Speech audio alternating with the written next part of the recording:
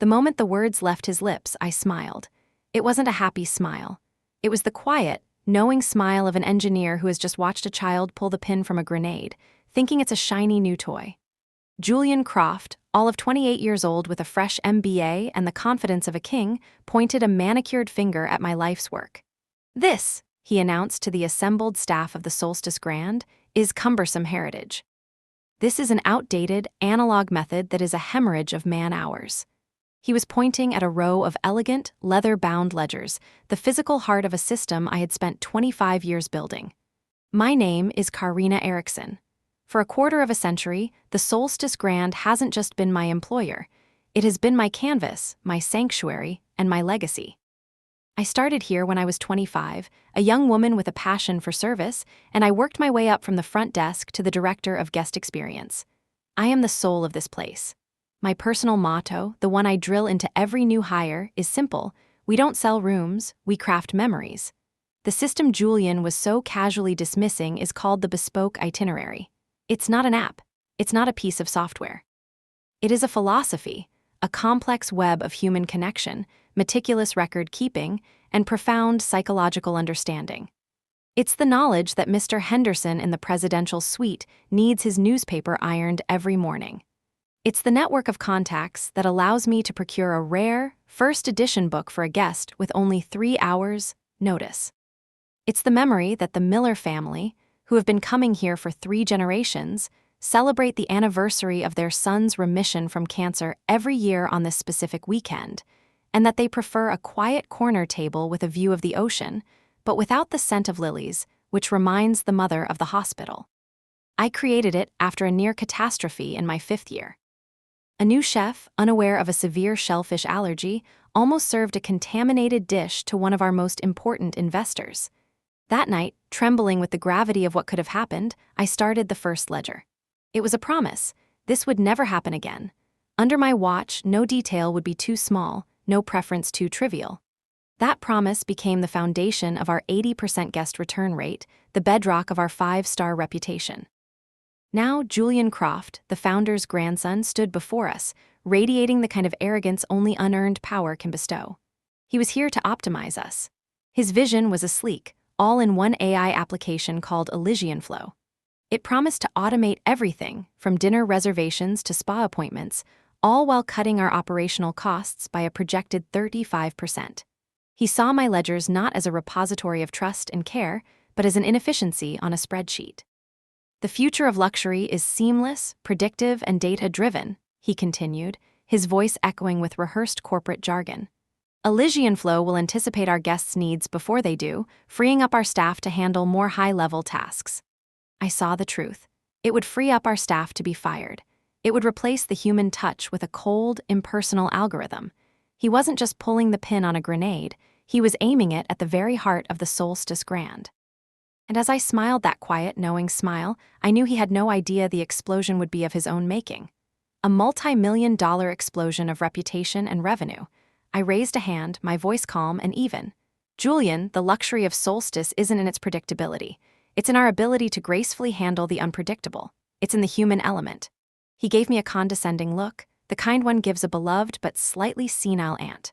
"Karina, I appreciate your long service. But I don't need to know the name of every guest's childhood pet to run a profitable business." A chill swept through the room. My senior colleagues, people I had worked with for decades, stared at their shoes. They were afraid. They saw the new king and knew that loyalty to the old ways was now a liability. In that moment, I was alone, and I knew what I had to do. My plan for revenge wasn't born of anger, not at first.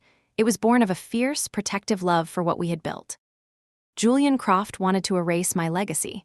I would simply give him enough rope to hang himself with it, and I would make sure I documented every inch of the rope. The first catalyst for my plan was a quiet conversation later that day. Leo, a brilliant young man on my team with a genuine gift for hospitality, approached my desk, his eyes wide with worry. "Karina," he whispered, "can he really just get rid of it? Get rid of everything we do?" Seeing that fear in his eyes solidified my resolve. I wasn't just fighting for a system, I was fighting for my people. "He's going to try, Leo," I said, my voice steady. "Our job is to create a record, an unshakable, undeniable record of what will be lost." That evening, I began my campaign. I called it the legacy protocol. My masterpiece of service would now become a masterpiece of evidence. For years, the most sensitive, nuanced details of the bespoke itinerary existed only in the ledgers and in the heads of my most trusted staff. Now, I began the painstaking process of digitizing and cross-referencing everything. It was a Herculean task. I created detailed case files, outlining potential disasters prevented by our human touch. Case File 1, the Anderson Allergy. I detailed how Mr. Anderson, a tech billionaire, had a life-threatening airborne allergy to peanuts. An online booking system would see no peanuts as a simple dietary note. Our system knew it meant the entire kitchen wing had to be sanitized, that staff couldn't eat peanut products for 24 hours before their shift, and that even his private car service had to be certified nut-free. A single mistake, a single automated error, would not just be a lawsuit, it would be corporate manslaughter. I compiled 37 more of these. The rock star who required a specific, non-alcoholic German beer that had to be imported by a private contact in Munich. The foreign dignitary whose security detail required adjoining rooms with reinforced doors, a request that would baffle any standard booking algorithm. The elderly woman who came every year on the anniversary of her husband's death and needed the room filled with white roses, but only from a specific local florist whose blooms, she said, smelled like hope. I translated each case file into a clear, concise email. I detailed the specific operational procedure, the potential financial and reputational risk of failure, and the exact reason why an automated system like ElysianFlow would be incapable of handling the nuance. I sent them one by one, a steady, daily drip of documented warnings, to Julian, to the entire board of directors, and to the company's legal counsel. 38 emails. 38 detailed, irrefutable warnings. The response was absolute silence. Not a single reply, not one acknowledgement. It was like dropping stones into a well. The board was infatuated with Julian's promises of increased profit margins. They were in the executive honeymoon phase, blinded by the PowerPoint presentations and buzzword-laden projections. My warnings were the inconvenient truths they chose to ignore. Then came the official memo. It arrived on a Friday afternoon, a sterile PDF attached to a company-wide email. Subject: Operational Streamlining Initiative. The language was cold, precise, and brutal.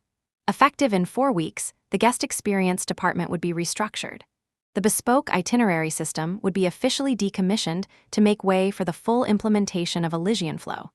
The date of the shutdown was set for the Wednesday before Thanksgiving, the busiest and most profitable weekend of the entire year. It was a timeline so suicidally aggressive, it could only have been born from pure hubris. The following Monday, Julian held a launch meeting with 2 consultants from the tech firm behind ElysianFlow. They were slick, confident, and spoke a language of impenetrable jargon about machine learning and synergistic integrations. They presented a flawless vision of a seamless, automated future. I let them finish their presentation before I spoke. "A question," I said, my voice cutting through the self-congratulatory applause. "You've spoken about preference learning. Let's take a practical example. We have 2 guests, both requesting a quiet space. One is a novelist on a deadline, for whom quiet means absolute silence, no housekeeping interruptions, and no direct sunlight. The other is a honeymooning couple, for whom quiet means privacy, a romantic ambience, perhaps soft music, and a chilled bottle of champagne waiting for them. How does ElysianFlow's algorithm differentiate between those 2 vastly different human needs from the same 2-word input?" The lead consultant blinked. He looked at his partner, who suddenly found the floor fascinating. "Well," he stammered, "the AI, it learns over time through iterative feedback loops. So it has to fail first?" I pressed. "It has to ruin the novelist's deadline and the couple's honeymoon before it understands." Before he could answer, I followed up. "And what about procurement? Last month, a guest requested a 1982 Chateau Lafayette Rothschild for a dinner that evening. It's not in any public inventory system. I procured it in 2 hours through a personal relationship with a private collector I have cultivated for 15 years. Can your AI make that phone call?" The silence was deafening. The consultants had no answer.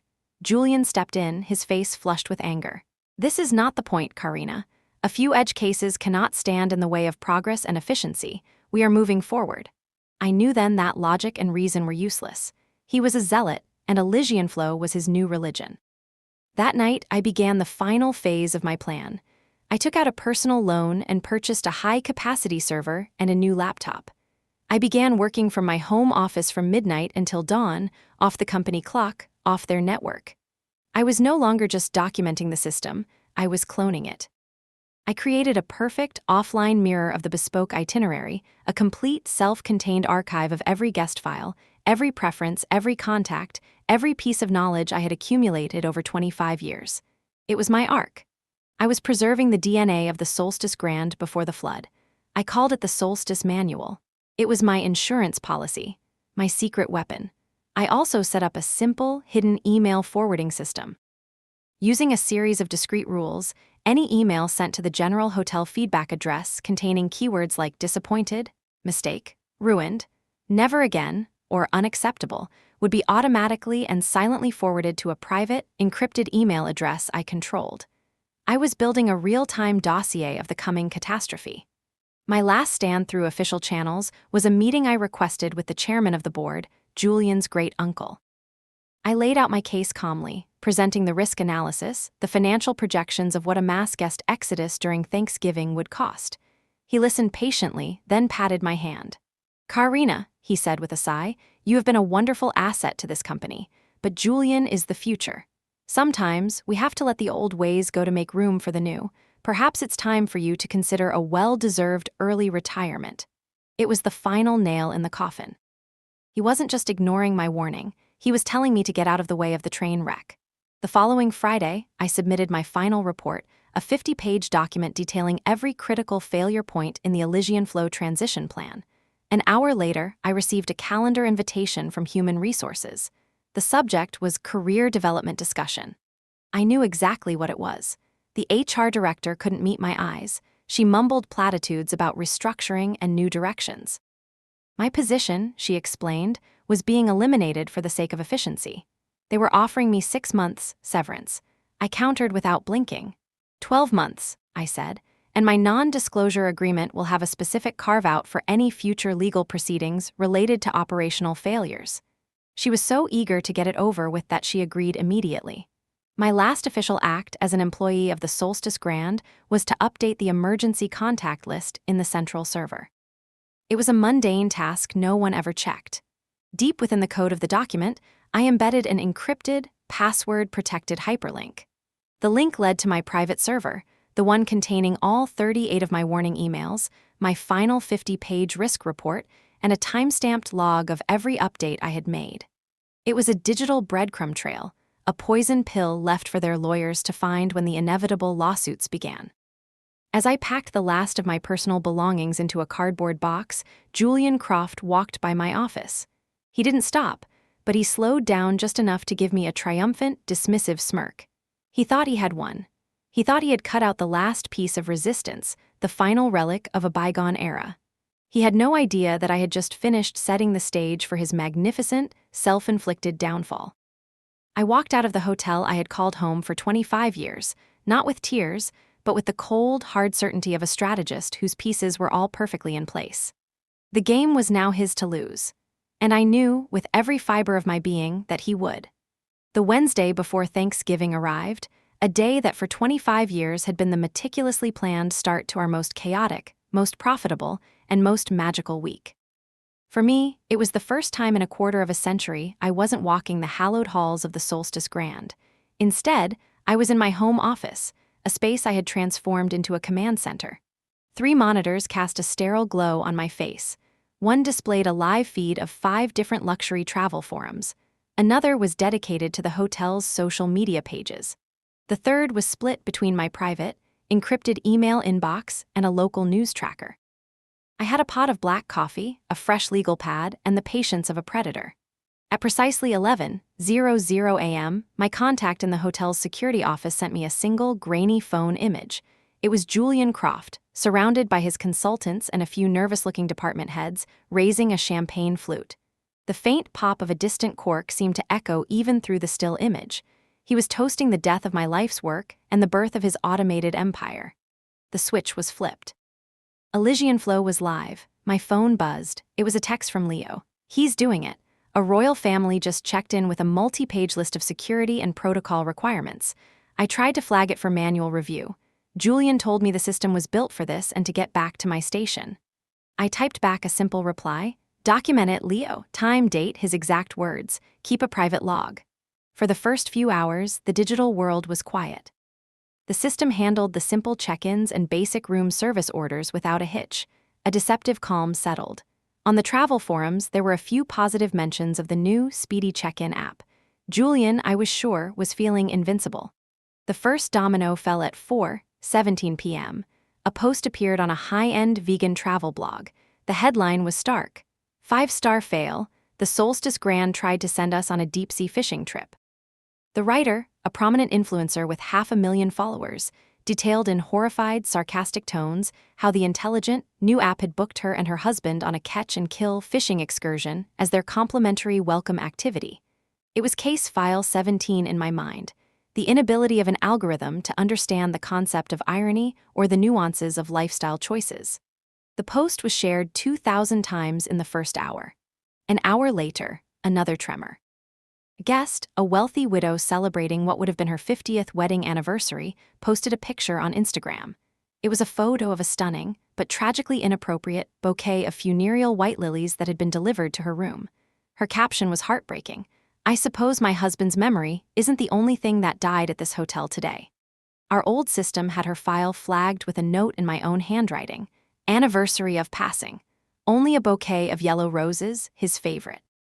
The AI had simply seen anniversary and flowers and defaulted to its most popular, elegant combination. The hemorrhaging had begun, small cuts but in vital places. By Thanksgiving Day, the cuts were deepening.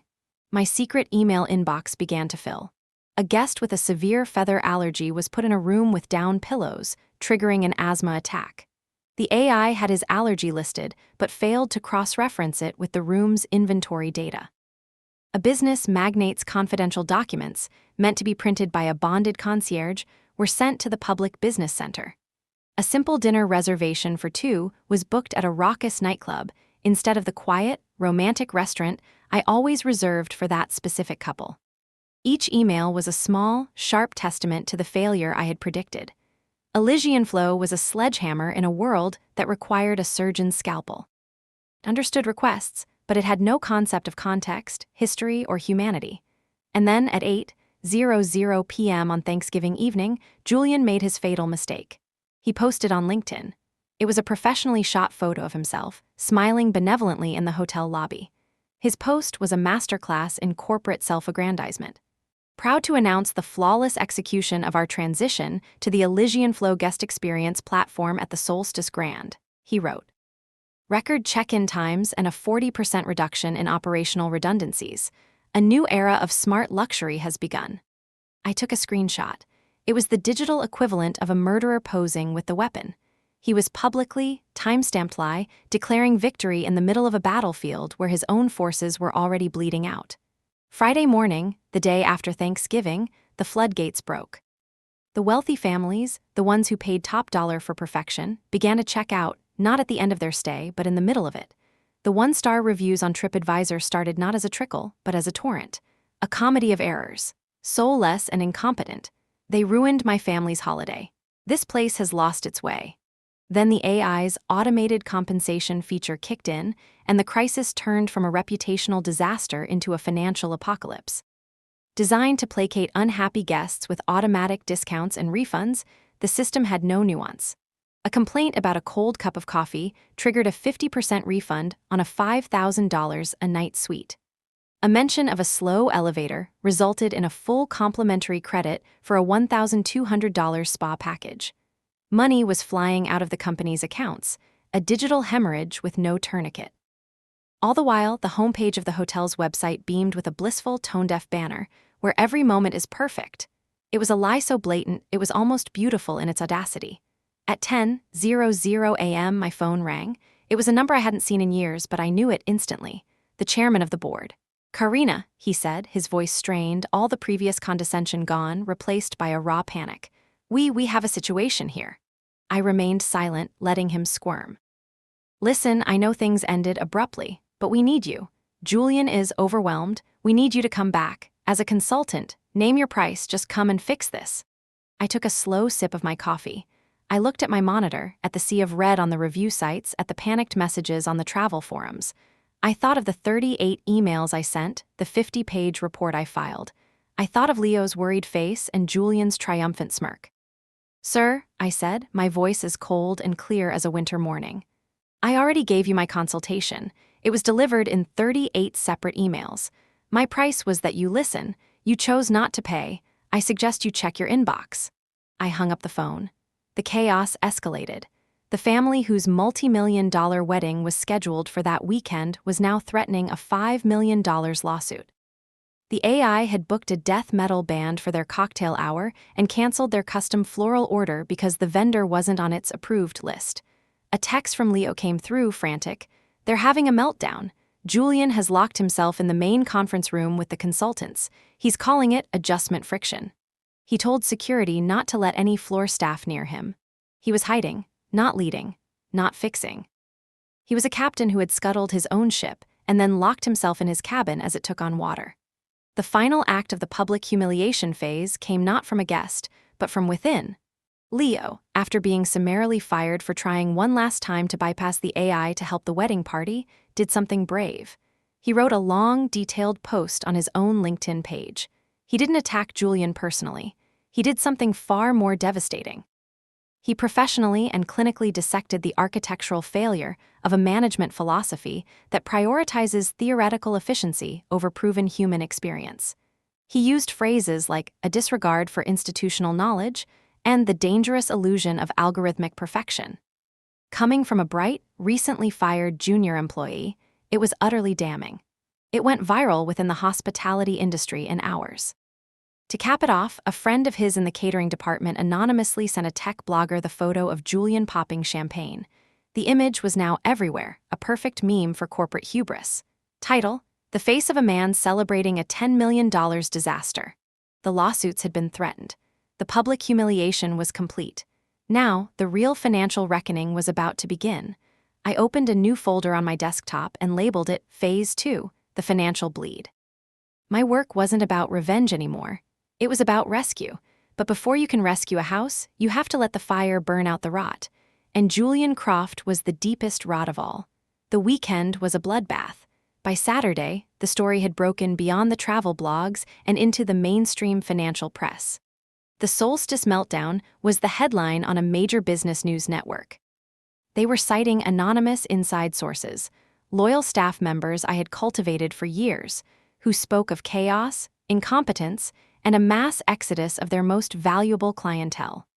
The moment the legal department truly understood their predicament was late Saturday afternoon. Facing the imminent filing of the $5 million wedding lawsuit, the company's general counsel, a woman named Melissa, finally did what she should have done 4 weeks prior. She launched a frantic search of the company's digital archives for any mention of risk assessment related to the Elysian Flow launch. That's when she found it. The poison pill. The encrypted hyperlink I had embedded in the emergency contact list. I can only imagine the scene, the mounting dread as she clicked the link, entered the password, legacy, and watched as my private server unfolded before her. All 38 of my warning emails, neatly organized. The 50-page final report, its predictions now chillingly accurate. And the crown jewel, the live, time-stamped feed from my secret email inbox, showing a relentless, real-time cascade of guest complaints, each one a small testament to the unfolding disaster. It was an open-and-shut case of gross negligence, not by the company but by its new leadership. Melissa didn't just have a smoking gun, she had an entire arsenal, complete with ballistic reports and a signed confession. Her first call was to the chairman of the board. Her second was to me. "Karina," she said, her voice stripped of all legal formality, replaced by raw desperation. "I've seen it, everything. The board is convening an emergency session tonight. Julian is finished." But that doesn't solve our problem. The hotel is still in freefall. The system it's a rogue agent. It's issuing refunds for stays from 6 months ago. We can't stop it. We are bleeding millions by the hour. I let the silence hang in the air, a heavy, expensive silence. "What do you want from me, Melissa?" "We want you to come back," she said, the words rushing out. "The board has authorized me to make you any offer. We'll create a new position for you, Chief Experience Officer. A seat on the board, equity, name it. We just need you to stop the bleeding and fix this." This was the moment, the culmination of my quiet, meticulous campaign. I could have gloated. I could have made them beg. But that wasn't the point. The point was not to punish, but to rebuild and to do it on my own terms, ensuring this could never happen again. Here are my conditions, I stated, my voice devoid of emotion. They are not negotiable. First, my hourly rate for the duration of this crisis is $10,000, with a guaranteed minimum of 200 hours, paid in advance. Second, I am to be given the title of Chief Executive Officer, effective immediately, with full and absolute authority over all hotel operations. The current board will become an advisory council only. Third, Julian Croft is to be terminated for cause, effective immediately, and he will issue a public apology, drafted by me, taking full personal responsibility for this catastrophic failure. There was a stunned silence on the other end of the line. I could hear her breathing. And my final condition, Melissa, I added, my voice dropping to a steely whisper. Leo, the young man Julian fired on Friday, is to be rehired immediately with the title of Assistant Director of Operations, with a salary increase of 50%. He will report directly to me. It was an audacious, brutal list of demands. I was asking them to hand over the keys to the kingdom they had just allowed their prince to burn down. I didn't have to wait long. At 11:00 p.m. that night, Melissa called back. The board has agreed to all of your terms. The wire transfer for your retainer is being processed. The contracts are being drawn up. Julian Croft has been informed. At noon on Sunday, a press release went out. It announced the immediate termination of Julian Croft for a catastrophic failure in executive judgment and my appointment as the new CEO. A few hours later, a humbled, hollowed-out statement from Julian appeared on his now toxic LinkedIn profile. He took full responsibility, apologized to the guests, the staff, and the board. Every word was mine. At 1 o'clock, I walked back through the doors of the Solstice Grand. The lobby was eerily quiet, a ghost town that should have been bustling. The few remaining staff members looked up as I entered, their faces a mixture of shock, exhaustion, and a tiny, flickering ember of hope. My first act was not to go to the executive suite. It was to walk straight to the staff locker room where Leo was packing his final belongings. I put a hand on his shoulder. "Unpack your things, Mr. Leo," I said gently. "You have a new office to move into, and we have a hotel to save." The look of stunned, tearful gratitude on his face was worth more than any hourly rate. I assembled the senior staff, the ones who had been too afraid to speak up, in the main conference room, the very room where Julian had hidden from his responsibilities. I didn't yell, I didn't recriminate, I laid out the truth. What Julian did was an act of profound arrogance, I told them, my eyes meeting each of theirs. But what we allowed to happen was a failure of courage, including myself. That ends today. The restoration of this hotel begins now, and it will be built on a foundation of unshakable truth. I held up a simple USB drive. "This," I said, "is the Solstice Manual, the complete offline backup of the bespoke itinerary, our soul. Our memory, we are going to bring it back online. It will take us 36 hours of nonstop work. We will lose every reservation and every dollar of revenue from the past 4 days.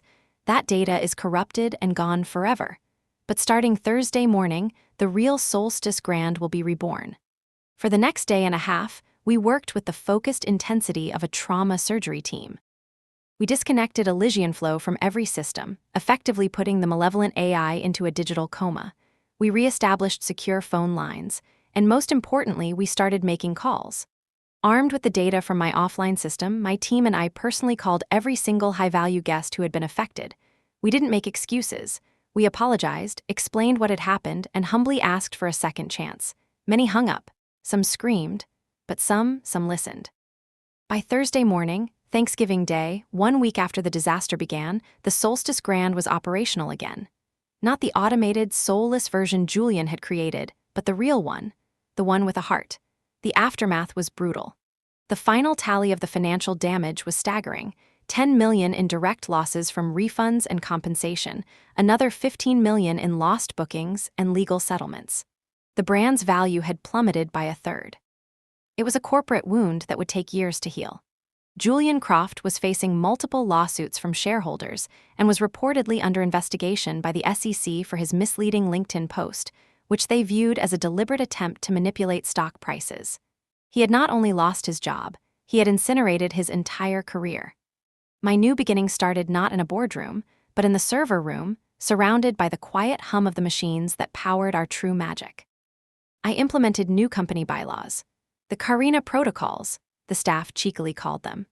Any operational change affecting guest experience required a unanimous vote from a new committee of senior, floor-level staff. An anonymous whistleblower hotline was established, leading directly to my office and the head of the board's advisory council, ensuring that no employee's warning could ever be silenced by a single executive's ego again. The healing, for me and for the hotel, came slowly, not in a single grand gesture, but in 1,000 small moments. It was in the grateful nod from Mr. Henderson when his newspaper arrived, perfectly ironed. It was in the genuine smile from the Miller family when they were seated at their usual quiet corner table. It was in the sight of Leo, confidently and kindly training a new concierge, passing on the lessons of true hospitality. Several months later, I was standing in the lobby adjusting a floral arrangement when a family I didn't recognize approached the front desk. The father looked flustered, the mother exhausted, and their young daughter was on the verge of tears, clutching a worn teddy bear. Their flight had been canceled, their connecting hotel reservation lost. They had stumbled upon us by chance, desperate. I walked over. I knelt down to the little girl's level. "That's a very well-loved bear," I said softly. "He looks like he gives the best hugs." The little girl sniffled and nodded. "You know," I continued, "I have a feeling that our head chef, Chef Antoine, makes the best hot chocolate in all of California, with extra marshmallows. I think your bear would want you to try it while your mom and dad get everything sorted out." As Leo handled their check-in, finding them our last available suite and personally arranging for their luggage to be retrieved from the airport, I walked the little girl and her bear to the restaurant. As she took her first happy sip of hot chocolate, her parents looked over at me, their faces filled with a kind of weary relief that was more eloquent than any words. In that moment, there was no thought of Julian Croft, no echo of revenge, no memory of the corporate battle. There was only the quiet, profound satisfaction of crafting a single, perfect memory for a family who needed one. I hadn't just taken back my job, I had taken back my purpose. My legacy wasn't a system of ledgers or a string of code. It was this quiet act of turning a moment of chaos into a moment of grace. The Solstice Grand was home again, and so was I.